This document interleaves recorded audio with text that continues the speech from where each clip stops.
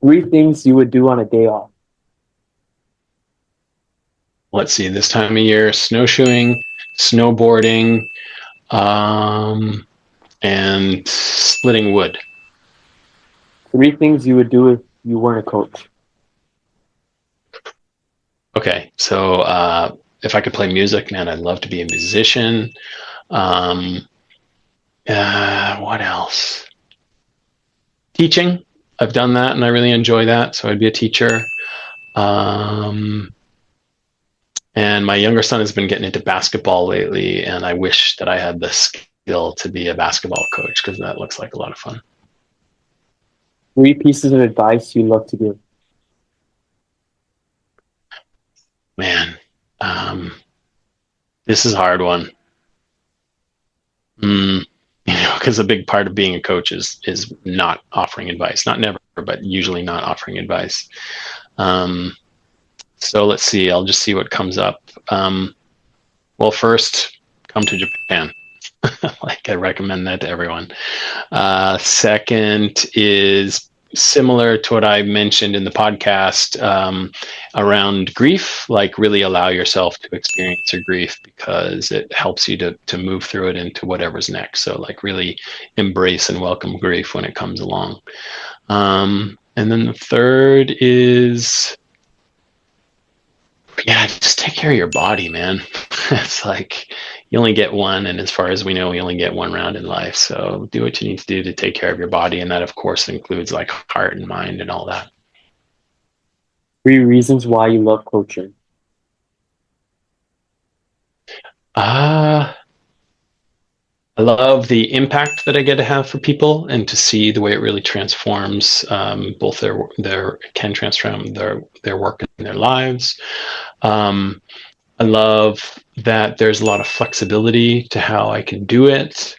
And I love how it impacts me, right? So it's not just like I am impacted by my clients and the way that I work with my clients, and it really helps me to grow as a human. Three things you love to watch on YouTube. Ooh.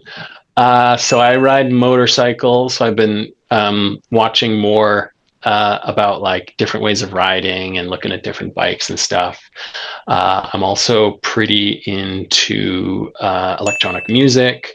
So I like watching different DJs and listening to music on YouTube.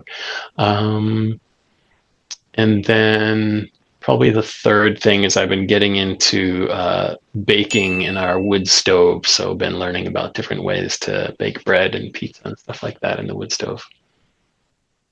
Three foods you love to eat. Uh, Good one too.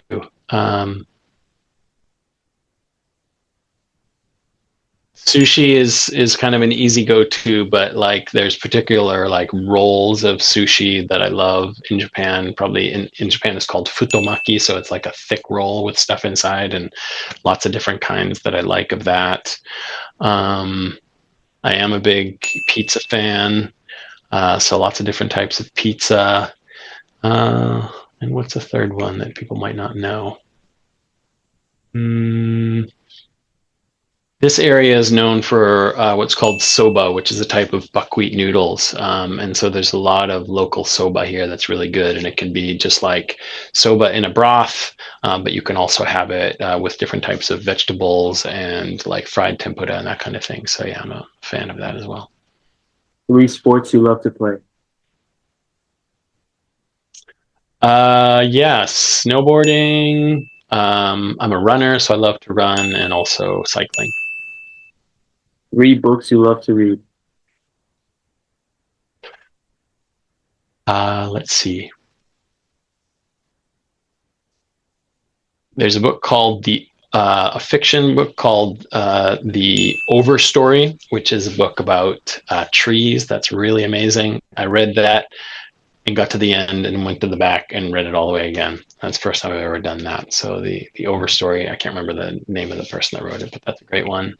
There's a coaching book that I really love called The Shift in Being, which is a really interesting way of looking at what's called ontological coaching, or a way to kind of shift the way that people be instead of just what they do.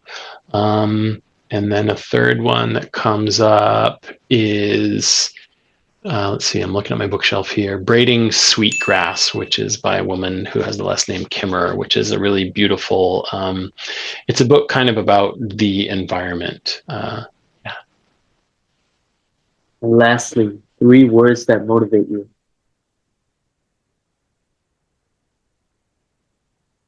Hmm. 3 words that motivate. Snow, uh, adventure, and community.